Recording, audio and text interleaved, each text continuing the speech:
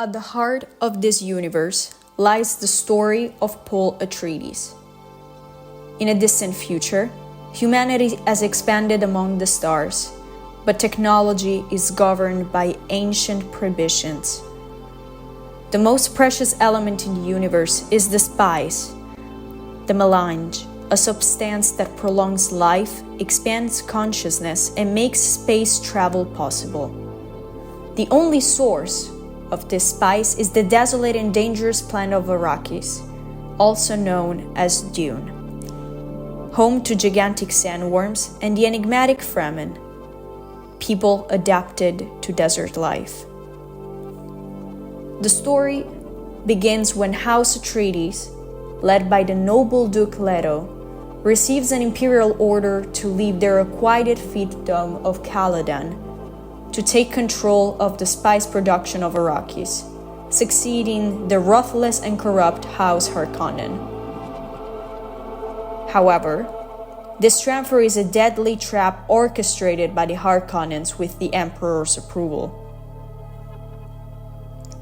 Paul, son of Duke Leto and the Bene Gesserit Lady Jessica, finds himself uprooted and thrust into an alien and hostile world. Gifted with latent powers inherited from his mother and refined by extraordinary training, Paul must face not only impending betrayal and grief, but also visions of an uncertain future and the possibility of being the Kwisatz Haderach.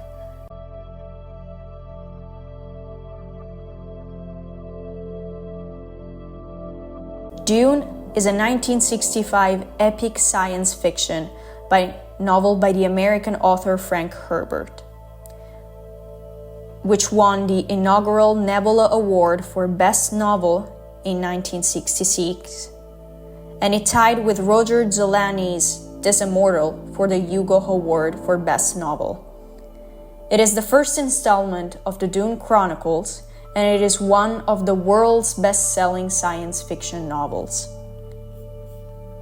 For generations of readers, Dune wasn't just a book. It was an epic, a dive into philosophy, ecology, politics, and even religion. A world so vast, so detailed, that the idea of seeing it come to life on the big screen felt an insurmountable challenge. How can someone capture such a dense universe in a movie? The risk has always been sacrificing depth for shortness, losing the essence of what makes Dune so special. The first significant attempt arrived in 1984 with the unique vision of David Lynch. It was a visual bold film, that's undeniable, full of Lynch's distinctive personality. But for many outsiders and even some fans, it remained a complex work, at times incomprehensible. Lynch tried to compress an infinity of details, making it difficult for the audience, which was unfamiliar with the book, to follow the narrative. But then, a new visionary arrived, Denis Villeneuve. With a bold approach and a deep reverence to the source material, Villeneuve made a crucial choice. He divided the massive first novel into two distinct movies.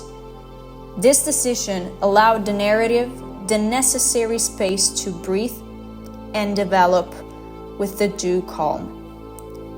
Every detail was meticulously crafted, from the imposing designs of the spaceships to the texture of the Fremen costumes, down to the majestic and terrifying sandworms.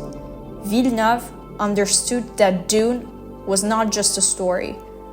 He made it visible, audible, tangible, and he captured the solemnity, the heavy silence of Arrakis, and the gravitas of its characters. At the heart of this new vision, we found the perfect face for Paul Atreides, Timothée Chalamet. His performance was masterful, as he managed to embody Paul's initial fragility, his inner torment from prophetic visions, and finally, his transformation into the reluctant Messiah. Chalamet brought depth and vulnerability that made the character incredibly relatable, allowing the audience to emotionally connect with his extraordinary journey. The result? An adaptation that respects the audience intelligence and the depth of Herbert's work. It's not just a summary, but a faithful, expanded, and deeply immersive reinterpretation. Villeneuve's movies, with Chalamet's powerful performance, have shown that it is possible to translate literary complexity into an accessible cinematic experience without compromising its grandeur.